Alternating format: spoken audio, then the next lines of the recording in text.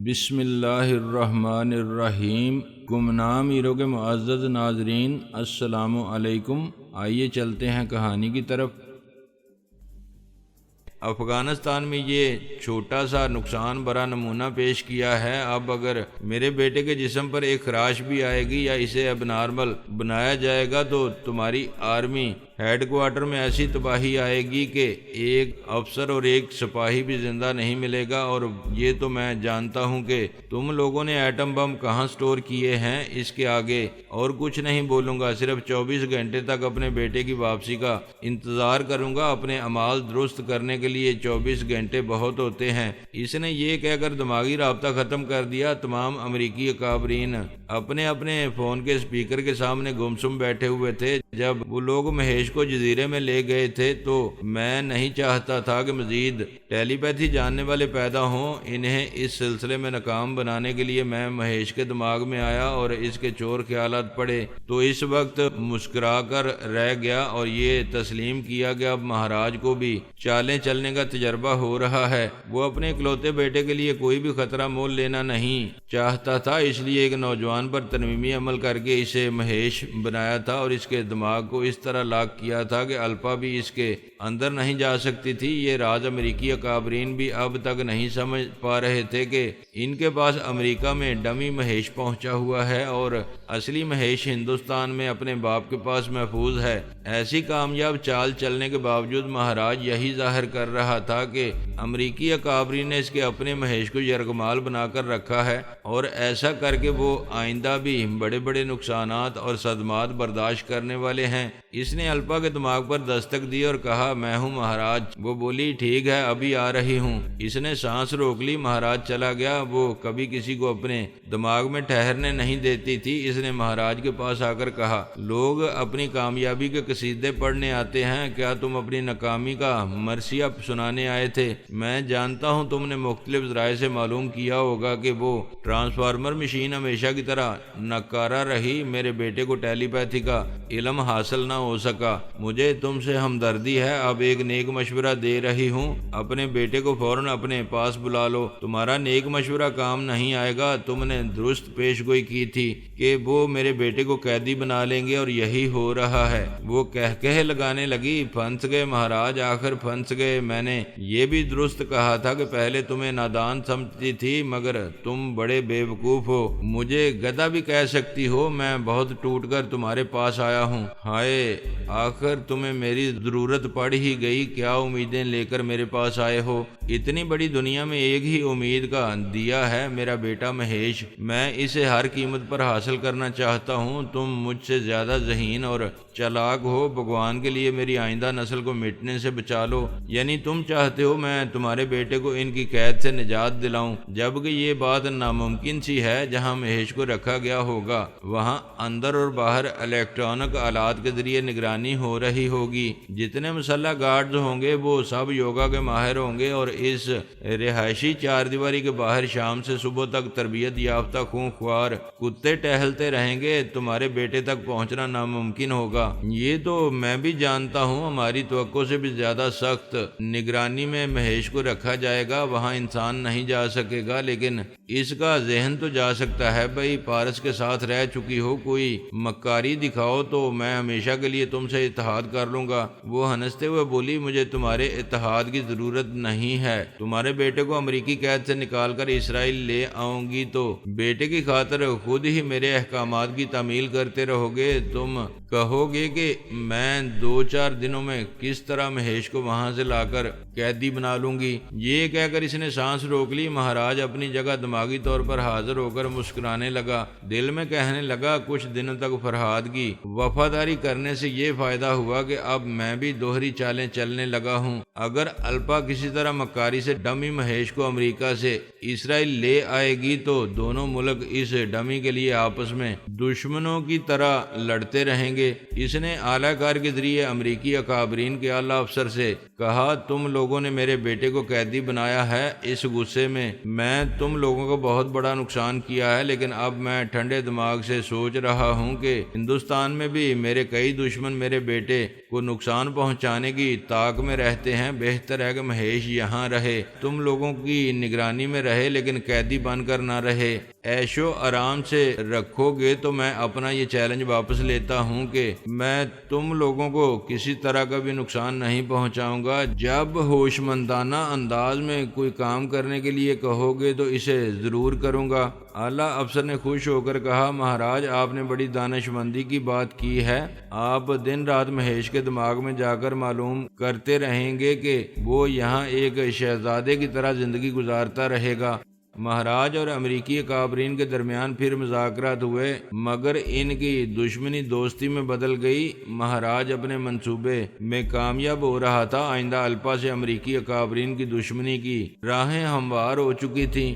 فہمی اور علی پیرس میں حشر بپا کیا تھا، بڑے بڑے ممالک کے سیاسی مسائل حل کرنے، فوجی راز چرانے اور بڑی شخصیتوں کو مروانے کا سودا طے کرنے اور ان سے بھاری معاوضہ لینے والی قاتل ایجنسیاں پیرس میں تھیں۔ ایک ایجنسی کا سرکردہ رکن اور دوسری ایجنسی کا سرکردہ رکن کنگ کافو تھا۔ پہلے باب میں ان کی تفصیلات بیان کی جا چکی ہیں اور اس اہم بات کا ذکر بھی ہو چکا ہے کہ فہمی نے کس طرح جمنازیم کلب میں ڈان 1 اور ڈان 2 کو آپس میں لڑا کر زخمی کرایا تھا اور ثانی کو ان کے دماغ میں پہنچایا تھا۔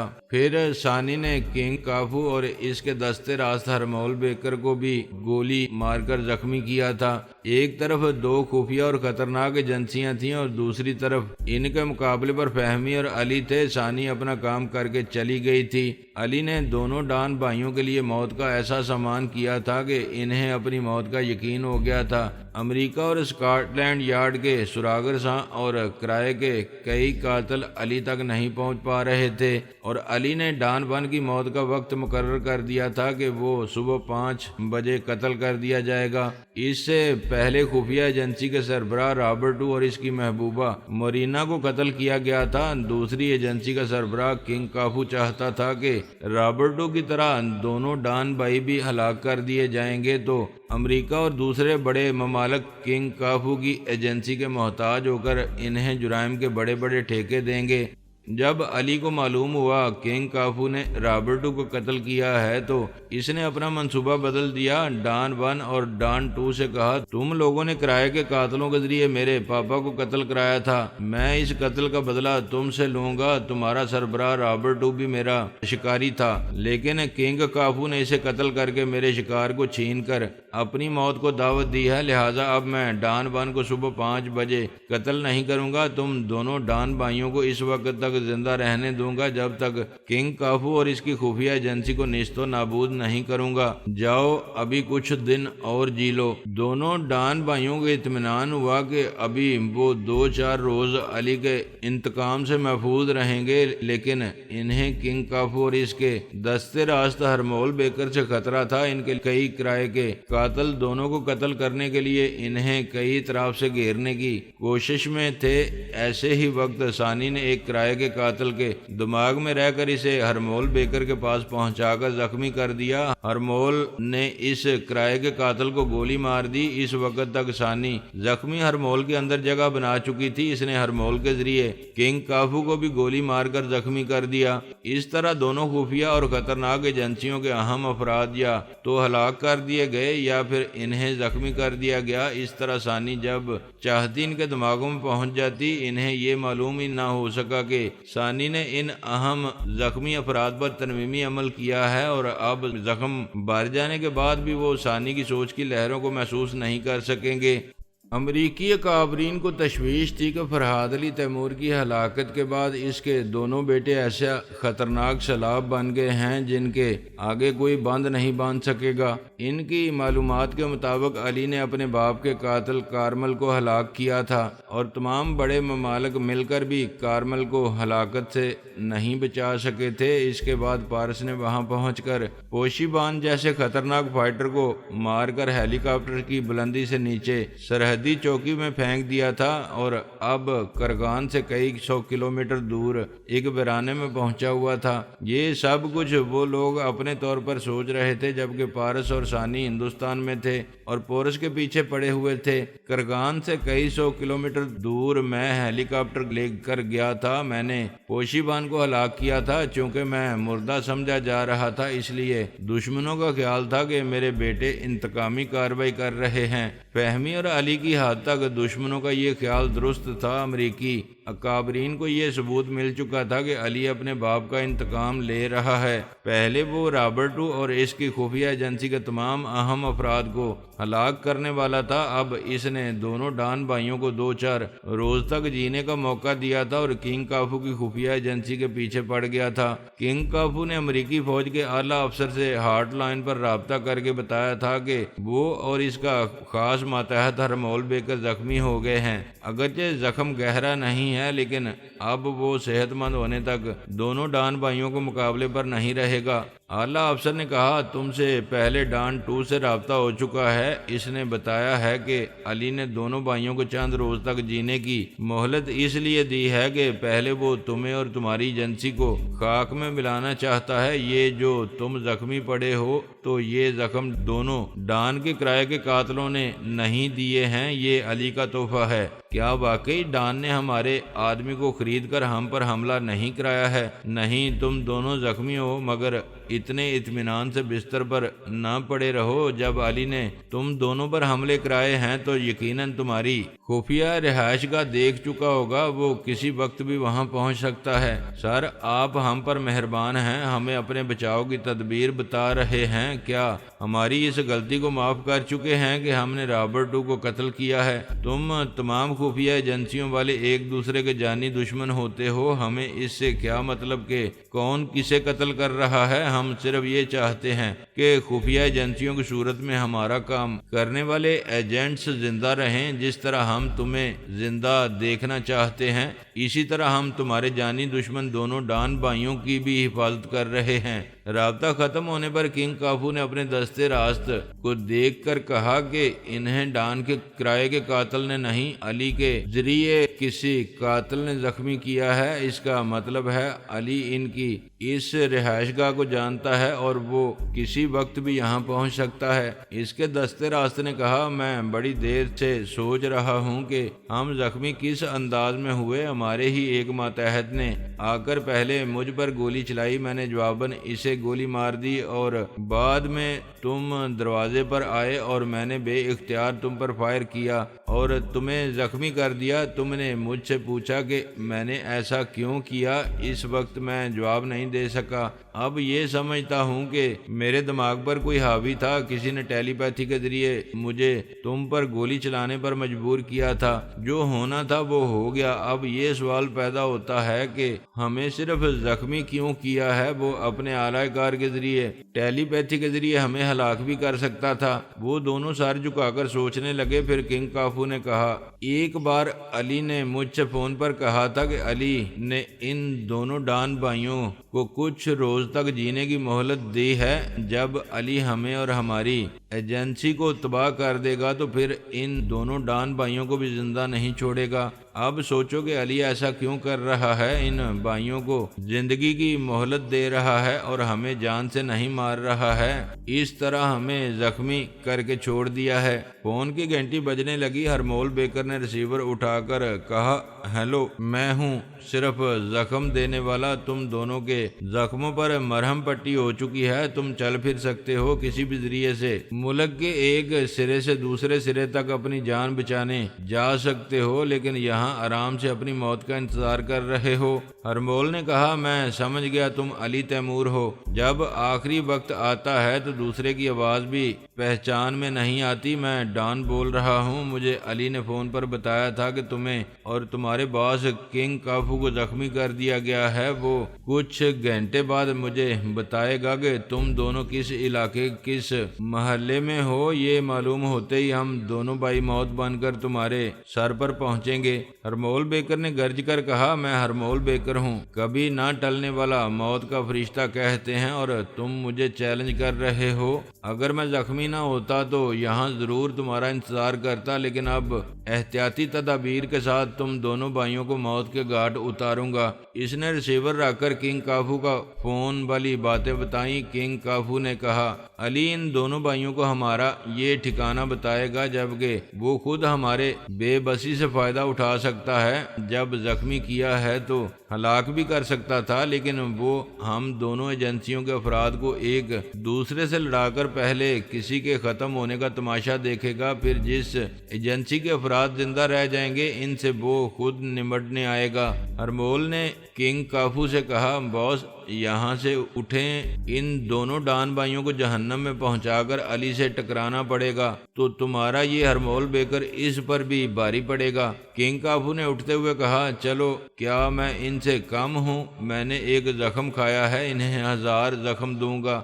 ثانی تھوڑی دیر کے لیے فہمی کے پاس آ کر اس کے اور علی کے لیے کام کر رہی تھی۔ ڈان 1 ڈان 2 کنگ کافو اور ہرمول بیکر کے دماغوں میں جھانک کر فہمی اور علی کو بتا رہی تھی کہ ان میں سے کون کیا کر رہا ہے۔ ثانی نے پہلے علی کو بتایا کہ کنگ کافو اور ہرمول بیکر کی خفیہ رہائش گاہ کہاں ہے۔ علی نے ایسی معلومات کے مطابق ڈان 2 بن کر ان سے کہا کہ وہ آدھے گھنٹے کے بعد علی کے ذریعے ان کی خفیہ رہائش گاہ کا پتہ معلوم کر لے گا۔ یہ سن کر کنگ کافو اور ہرمول بیکر اس رہائش گاہ سے نکلنے کے لیے اپنا ضروری سامان سمیٹنے لگے تاکہ وہاں سے جا سکیں۔ دونوں ڈان اپنی ایک ایسی رہائش گاہ میں آئے جس کا علم کسی کو نہیں تھا۔ وہاں پہنچتے ہی فون کی گھنٹی سنائی دی۔ دونوں بھائیوں نے ایک دوسرے کو حیرانی سے دیکھا۔ ایک نے کہا، اس فون کا نمبر ہم نے کسی کو نہیں دیا، پھر کون ہمیں اس فون پر کال کر رہا ہے؟ دوسرے ڈان نے کہا، رانگ نمبر کال ہو سکتی ہے۔ ڈان 1 نے کہا، کسی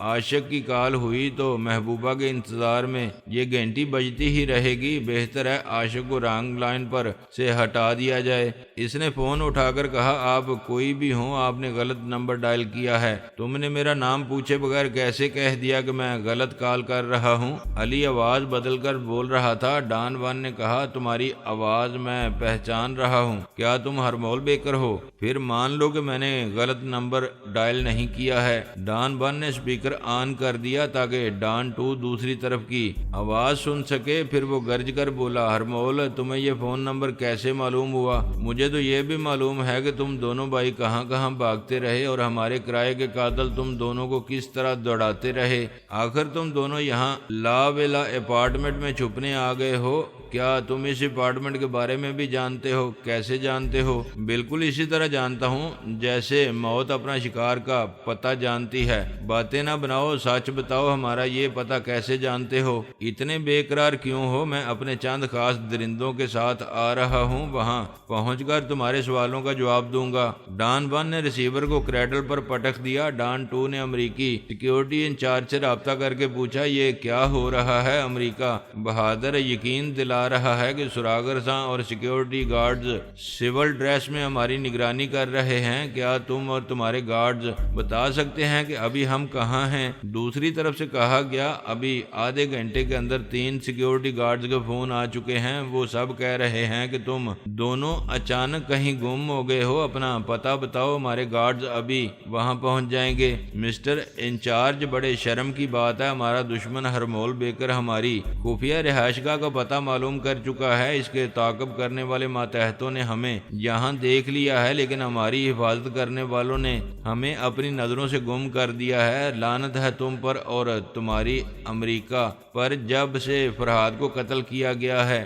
تب سے کتنے ہی کرائے کے قاتل کتوں کی طرح دوڑتے پھر رہے ہیں۔ دنیا کی تمام بڑی طاقتوں نے اپنے حفاظتی ذرائع استعمال کر کے پہلے سومنا اور کارمل کو تحفظ دینا چاہا مگر ناکام رہے۔ اوشی وان جیسا فائٹر جو ہمیشہ کسی ہتھیار کے بغیر اپنے شکار کو ہلاک کرتا رہا، وہ خود کسی ہتھیار کے بغیر ہلاک کر دیا گیا۔ اب کرائے کے قاتلوں سے کام لینے والی خفیہ ایجنسی کے سربراہ رابرٹو مورینا کو قتل کر دیا گیا۔ یہ بتاؤ کہ تم لوگوں نے کس کی حفاظت کی؟ کس کی جان بچائی؟ کیا اب ہماری موت کا تماشا دیکھنے کا انتظار کر رہے ہو؟ تمہاری اطلاع کے لیے بتا دوں کہ ابھی ہمیں قتل کرنے کے لیے علی تیمور نہیں بلکہ مخالف ایجنسی کا کنگ کافو اور ہرمول بیکر آ رہے ہیں، اور تم لوگ ان سے بھی ہماری جان نہیں بچا سکو گے۔ انچارج نے پوچھا، مسٹر ڈان، آپ کو احساس ہے کہ غصے میں کتنی دیر سے بولتے جا رہے ہیں؟ میری ایک بات سن لیں اور مطمئن ہو جائیں، کنگ کافو اور ہرمول بیکر زخمی ہیں، ان کی کیا مجال ہے کہ وہ زخمی ہو کر تم دونوں بھائیوں کے مقابلے میں آئیں؟ ابھی ہرمول نے فون پر کہا تھا کہ وہ آدھے گھنٹے تک یہاں آ رہا ہے، اور تم سے باتیں کرنے میں پتہ ہی نہیں چلا کہ آدھا گھنٹہ گزر چکا ہے۔ میں دعوے سے کہتا ہوں وہ دونوں کبھی نہیں آئیں گے۔ اسی لمحے ٹھائیں کی آواز کے ساتھ گولی چلی اور ایک کھڑکی کا شیشہ ٹوٹ کر فرش پر آیا۔ دونوں بھائی فوراً ہی فرش پر لیٹ گئے۔ ایک فرش پر رینگتا ہوا گیا اور مین سوئچ آف کر کے تمام لائٹس بجھا دیں۔ ڈان ٹو نے فون پر پوچھا، کیا یہ فائرنگ کی آواز سن رہے ہو؟ ابھی تم نے ہمارے تحفظ کا دعویٰ کیا اور ابھی گولیاں چلنے لگی ہیں۔ کیا تم نے گولی چلنے اور شیشہ ٹوٹنے کی آواز سنی ہے؟ ہاں سنی ہے۔ فوراً اپنا پتہ بتاؤ، میں تمام سیکیورٹی ٹیموں کو اطلاع دوں گا، وہ تم دونوں کی حفاظت کے لیے وہاں پہنچ جائیں گی۔ تمہاری اطلاع دینے اور ان کے یہاں پہنچنے تک ہماری لاشیں ملیں گی۔ تمہاری ہمدردیوں کا شکریہ۔ اگر آج ہم زندہ بچ گئے تو اپنی اولاد کو اور اولاد کی اولاد کو یہ نصیحت کر کے جائیں گے کہ شیطان پر بھروسہ کرنا مگر امریکہ پر کبھی نہ کرنا۔